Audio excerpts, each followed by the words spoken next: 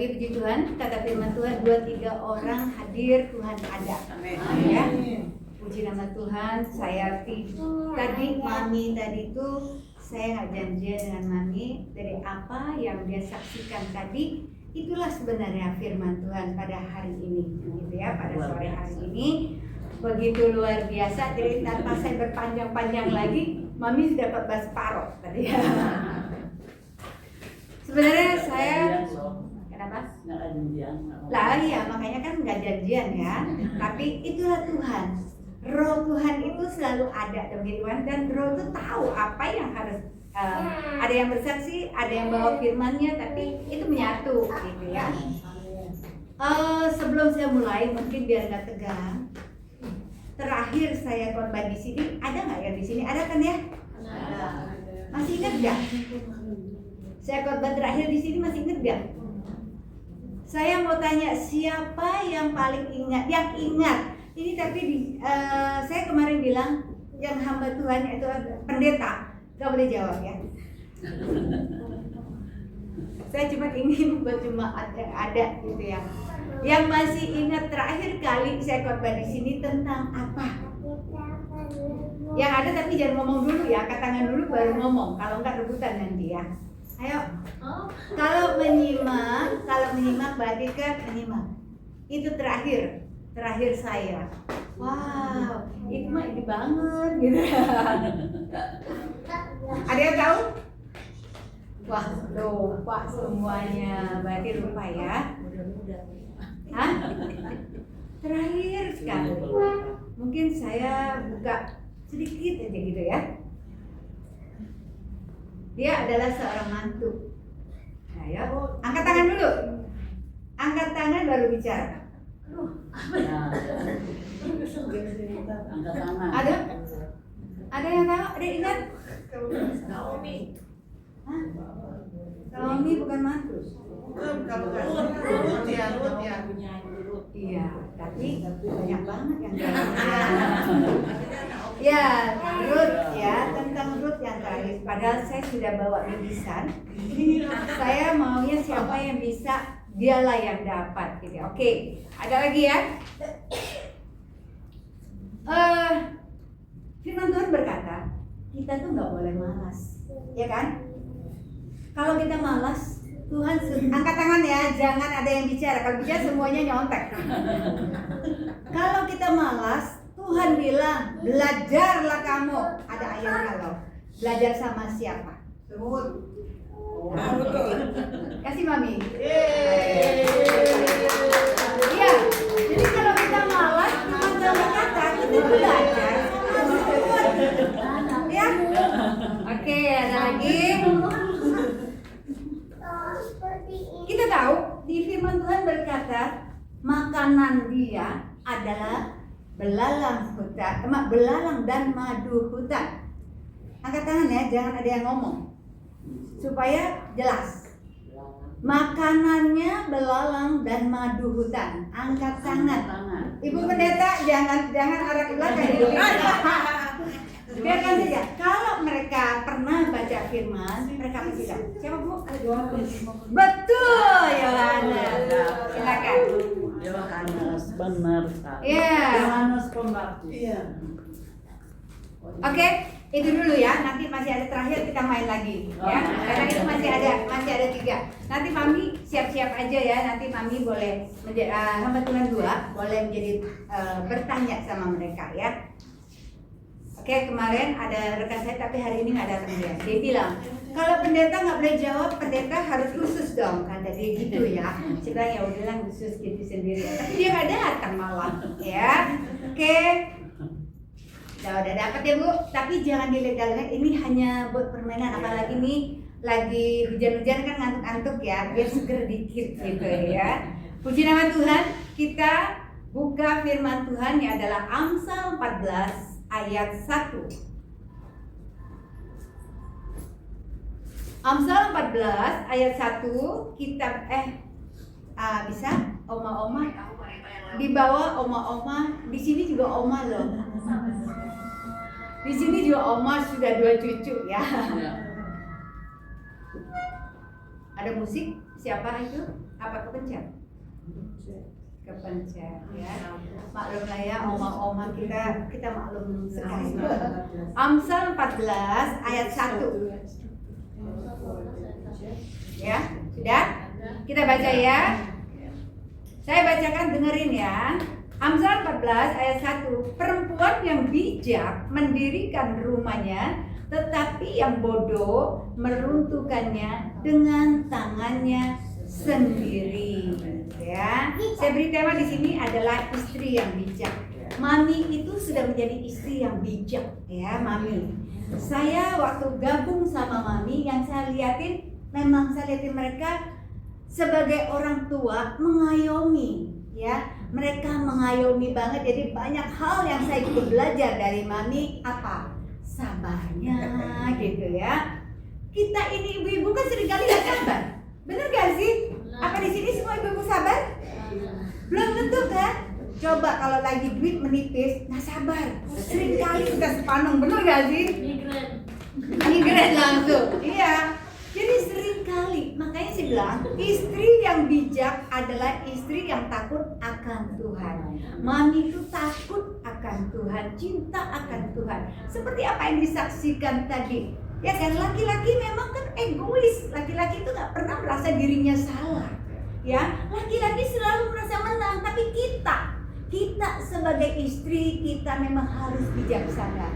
Hari-hari ini, ibu-ibu, hari-hari gini, nih, banyak orang bermasalah dengan ini ya. Jadi kalau kita dikasih bulanan sama suami, nggak cukup sebulan, tengah bulan udah habis. Bener gak? Ada yang masih laba? Seringkali kita merasa kurang kalau sudah tengah bulan, apalagi masuk minggu ketiga, keempat, seringkali merasa sudah habis. Ya. Terus kalau kita istri bijaksana, kalau habis, apakah kita mau ngamuk? Hah? Apa kita mau ngamuk dengan suami? Kamu ya, suami gak berguna. Lihat sebelah, lihat tetangga. Kita kan selalu ngeliatin rumput tetangga lebih hijau. Itu. Jadi kalaupun suami memberi uang kepada kita kurang, kita harus bisa, kita harus bijaksana mengelolanya. Seperti apa? Jangan, ini orang Manado setahu saya biasanya makanan harus ikan, bener gak sih? Nah, sekali-kali tuh tempe, ya, tahu, enak loh Bu. Jangan ikan. Kalau tiap hari kita belanjakan ikan, nggak cukup tuh 1 bulan, beneran deh.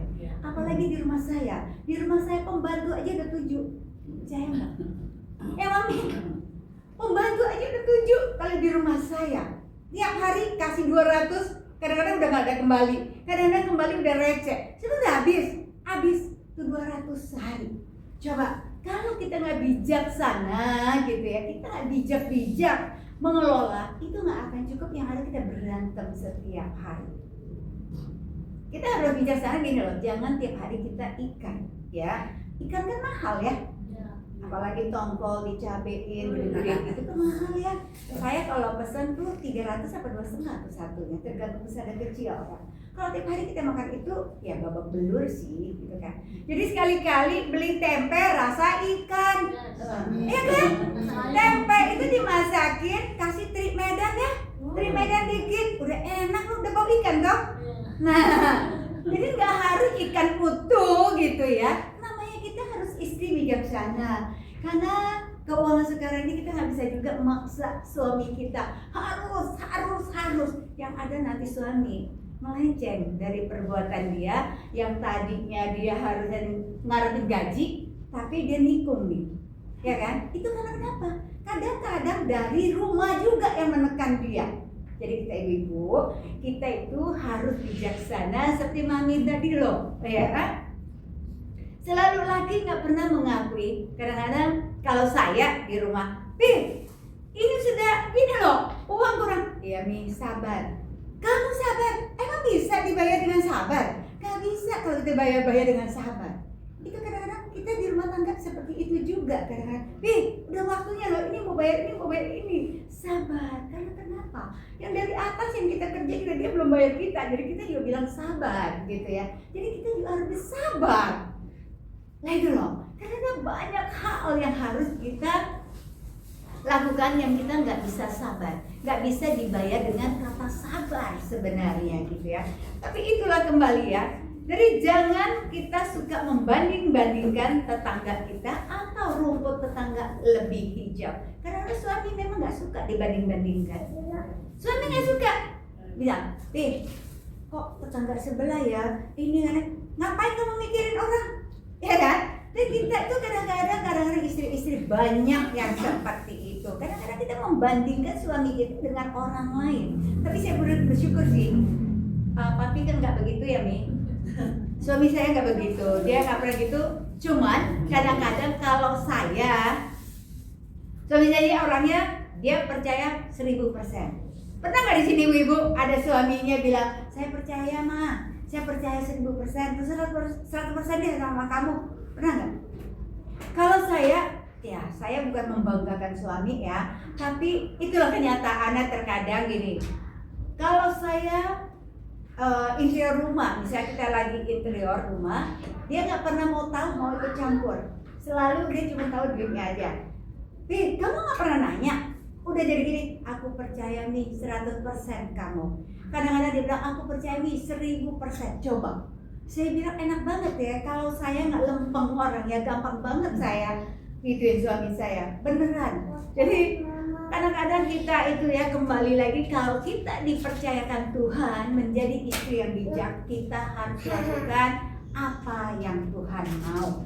Karena kalau kita sudah melakukan seperti apa yang Tuhan mau, Tuhan akan percayakan kita terus dan terus. Amin. Kalau sekali Tuhan percayakan kita, terus kita tidak bisa dipercayakan, sama suami aja bohong, sama suami aja menipu sama suami gitu ya. Nah Tuhan ngelihat suami nggak ngelihat sih memang. Suami saya nggak ngelihat. Kalau saya ambil duit di dompetnya ya, ambil duit ya. Tadi aku ambil duit di dompet buat belanja. Ngomong, jangan kita ambil dompet, kita ambil duit di dompet terus saya nggak ngomong. Terus dia bilang, kok duit aku hilang ya teman? Nggak tahu ya. Nah itu berarti kan kita nipu diri kita. Tapi kalau kita ngambil, ya dianya kemana? Jadi ambil dulu. Tadi aku ambil duit loh di dompet kamu ya buat belanja belanja. Yang jelas kita ngomong ya. Sekali kita berbohong, aku yakin banget ya, suami juga nggak percaya lagi sama kita. Tapi kalau suami percaya sama kita itu luar biasa. Kalau suami saya itu, baru kemarin saya saksikan di itu ya, kita beli apartemen, udah lama sebelum COVID. Setelah COVID, lagi COVID nggak jadi itu apartemen. Setelah jadi kita udah lupa, beneran, udah lupa. Tiba-tiba orang kantornya nelpon, Bu, kapan ibu bisa datang ini? Tanggal sekian datang karena kita mau serah terima kunci. Kagetlah saya gitu kan ya.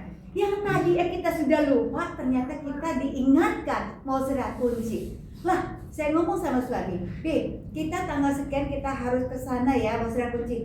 Yang rumah mana? Yang apartemen mana nih? Di mana nih? Coba, dia lupa.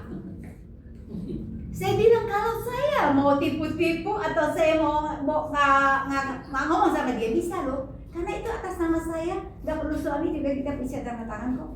Tapi kembali lagi kita istri yang dipercayakan Tuhan tadi, jangan sekali-kali kita melakukan hal-hal yang menipu Tuhan. Tuhan tahu loh kalau kita bohongin suami, tahu nggak?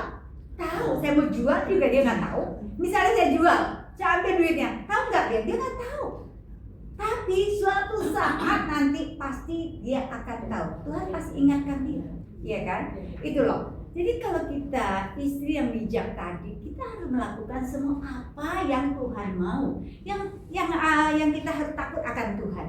Jangan pernah kita sembarangan ya, takut akan Tuhan. Istri-istri itu gimana ya? Kalau kita mau pergi nggak perlu kita bohong suami kita harus kemana. Padahal kita harus kemana? Ngomong aja. Itu karena segala persoalan dan masalah Tuhan yang akan menangani kita, bukan suami. Kita bisa hari ini kita bohongin suami, tapi Tuhan mencatat kita ya. Jadi ibu-ibu, mari kita semua, ibu-ibu sudah ngantuk, jadi kita jangan menjadi istri yang bodoh, suka terus. Ini istri itu jangan suka ngerumpi ya. Istri-istri sekarang perempuan itu identik dengan suka ngerumpi, benar gak sih? Hobi banget. Nah, kalau kita ngerumpi, kita nggak sadar seringkali kita kalau yang punya dia pamer, ya. Yang nggak punya dia menceritakan orang lain, dia menceritakan. Itu akibat orang yang suka ngerumpi, ya. Jadi kita tuh jangan terbiasa untuk menangga. Jangan sering-sering juga ke rumah tetangga, ibu-ibu. Karena ibu-ibu nggak tahu kan, tetangga itu suka apa enggak kita datang tiap hari, ya. Ada loh ayatnya juga ya. Jadi jangan sering-sering ke rumah tetangga, apalagi datang ke rumah tetangga. Kamu ada duit gak sih? Aku pinjam dong. Ada beras gak sih? Aku pinjam dong. Besok-besok kalau datang dikunci di belakang. Ya, jadi jangan ibu-ibu ya. Jadi kita menjadi istri yang bijak itu kita harus tahu memperlakukan diri kita seperti apa. Jangan suka pergi ke rumah teman atau berteman ngerumpi cerita sana cerita sini. Di saat kamu baik atau dia baik sama kamu, dia simpen cerita kamu. Tapi di saat dia ada masalah dengan kamu, cerita kamu udah sampai ke ujung-ujung, dari ujung ke ujung. Itulah. Sedekat apapun kita dengan sahabat kita, ada rahasia-rahasia yang harus kita simpan. Jangan semua kita keluarin, usus-usus kita keluarin, jangan, ya. Karena itu berbahaya banget. Jadi itulah istri yang bijak. Kita harus mengerti mana yang harus kita bicara, mana yang harus kita simpan, ya. Karena jangan semua orang tahu. Kata orang jeroan-jeroan kita juga orang tahu dalam-dalamnya kita. Nggak penting, ya. Jadi jeroan kita itu dalaman kita hanya kita yang tahu. Orang tahu cuma luar-luar aja. Nggak penting juga kita menceritakan kepada orang-orang. Harus ingat, semua orang tuh nggak semuanya akan baik selamanya. Suatu saatnya akan ada kesenggol.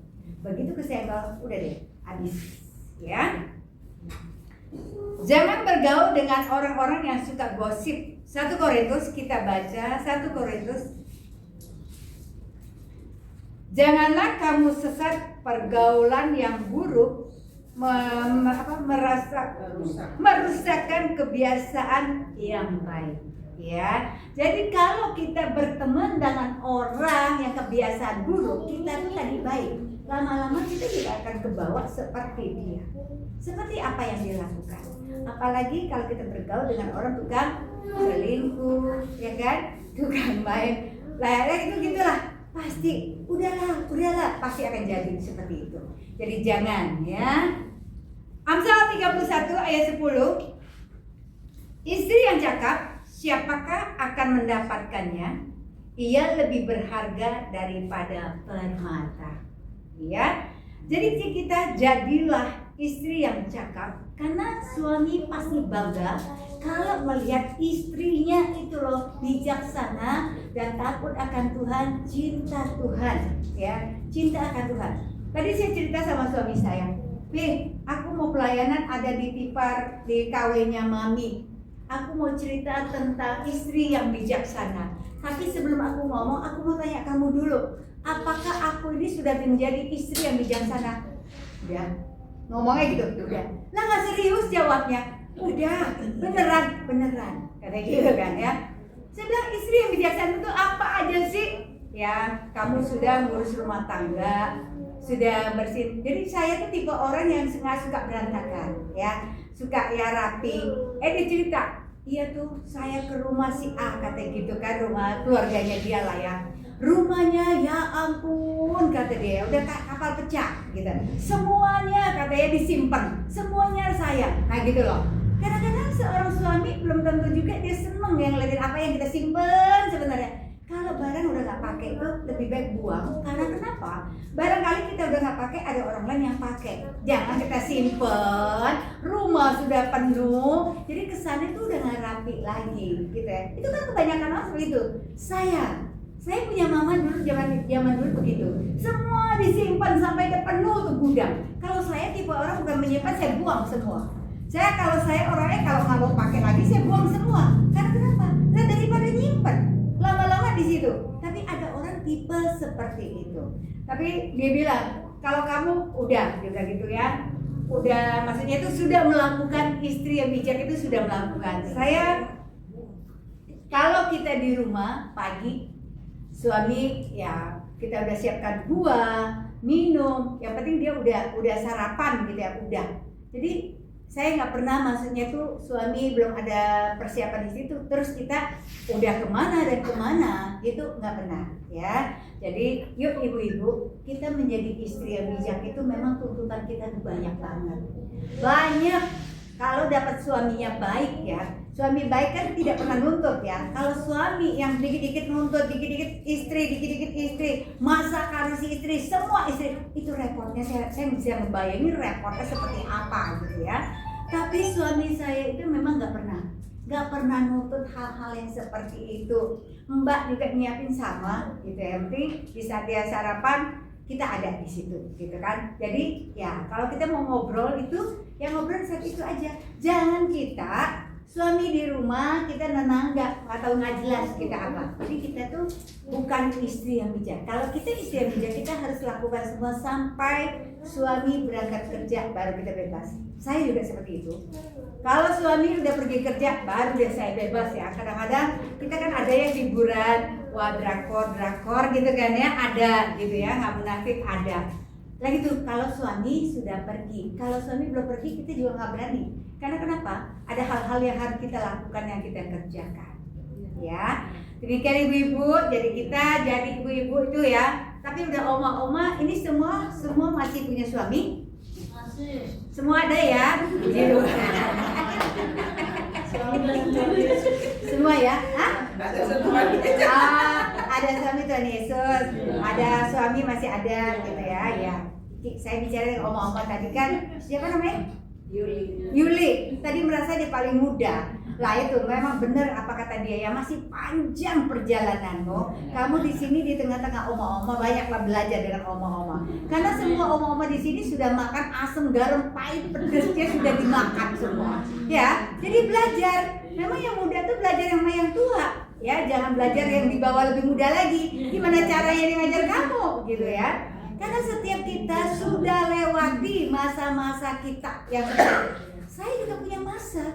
Ketika saya baru menikah, saya juga punya masa berantem, hampir mau cerai gitu ya. Pernah juga ada masa itu. Saya percaya semua kita itu nggak semuanya baik-baik aja, ya kan? Semua kita alami. Bohong kalau nggak pernah alami. Namanya juga kita nikah, dia anak siapa, kita anak siapa, ketemu jadi satu. Cekcok itu di saat kita menikah loh, di saat pacaran mah wangi ya, wah semuanya baik. Tapi sudah nikah lah keluar semua jeleknya. Nah itu, ya kan? Jadi semua kita alami, saya juga alami. Kalau saya bisa berdiri di sini, saya ada suami, ada cucu. Saya rasa itu anugerah saya, ya, anugerah buat saya. Karena saya juga alami hal-hal yang tidak baik gitu loh, alami hal-hal yang sakit, pahit. Ada yang bilang, kita mau masak pare, pembantu saya nyeletuk. Kalian doyan nggak pare? Bu, saya doyan pare, sekalipun hidup saya udah pahit, bu, ketawa lagi. Saya bilang, iya, saya juga, saya doyan pare, gitu kan ya. Sekalipun saya juga pernah pahit, gitu loh. Jadi ada orang nggak mau pahit, hidupku udah pahit, nggak mau makan pare. Dia jawab, doyan bu, sekalipun saya juga pahit, tapi saya doyan pare. Saya jadi nggak ada ceritanya kita nggak doyan pare karena hidup kita pahit, ya kan? Karena pare itu enak sekali ya. Kalau menurut saya ya, saya nggak pernah ngerasain pare itu pahit, tapi buat saya doyan gitu ya. Nah itu jadi Yuli banyak telah belajar, sama Jenny juga. Kan masih muda, ya masih muda, jadi masih panjang juga ya. Jadi jadilah istri yang bijak. Karena kenapa? Istri yang bijak itu kita memang harus banyak mengalah ya. Jadi istri itu kita harus kalau kamu dia galak, kamu galak, yang ada perang dunia, iya kan? Kalau dia galak ya kita ngerem, ya kita ngerem, ya kita pikirkan juga salah kita apa salah kamu gitu loh. Nah kalau kita ngerem, nanti kalau sudah mau tidur dia udah baik nih ya, baru kita ngomong, Pak, kamu tahu nggak tadi? Kamu tuh salah loh. Nah itu. Tapi kalau orang lagi emosi, kamu lawan, yang ada tetangga kamu berdatangan semua. Iya kan? Jadi itu. Jadi kita memang banyak hal yang harus kita pelajari karena tidak gampang menjadi seorang istri yang bijaksana itu gak gampang. Karena cenderung kita sendiri juga emosi.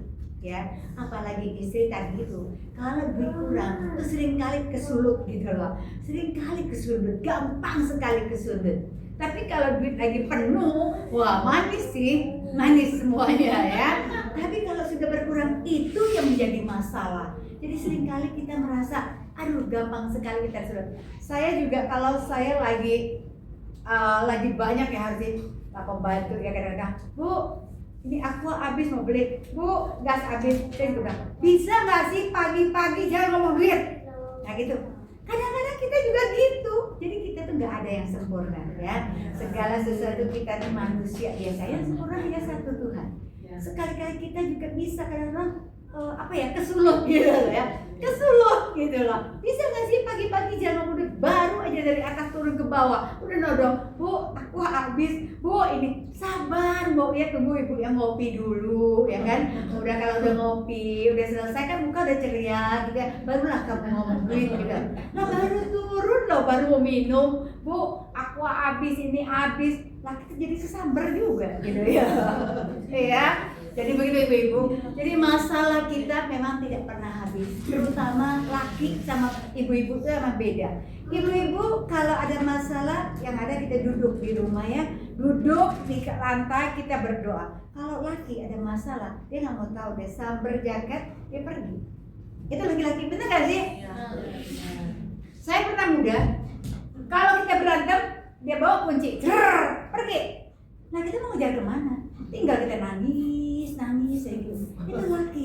Beda laki dengan perempuan. Kita ingat anak ya, kita mau lari kemana? Anak kita ada loh, masih kecil. Laki dia nggak peduli. Pokoknya diambil kunci apa aja deh, mau motor, mau mobil ya, pergi. Nah nanti kalau udah puas di luar, udah baru dia pulang. Kita udah capek nangis kan, kita udah tidur, dia baru pulang. Nah itu, ya. Saya yakin semua kita pernah alami hal-hal yang seperti itu. Ya, jadi jadilah kita istri yang cakap. Siapakah akan mendapatkannya? Ia lebih berharga daripada permata. Ya, kita semua berharga dan kita menjadi permatanya Tuhan. Ya, kita ini adalah permatanya Tuhan. Jadi jangan pernah kita jauh dari Tuhan, tetap setia kepada Tuhan, tetap cinta Tuhan. Karena hanya satu Tuhan yang bisa mengerti kita. Suami kita bisa nggak mengerti kita, tapi Tuhan selalu mengerti kita. Amin. Puji Tuhan.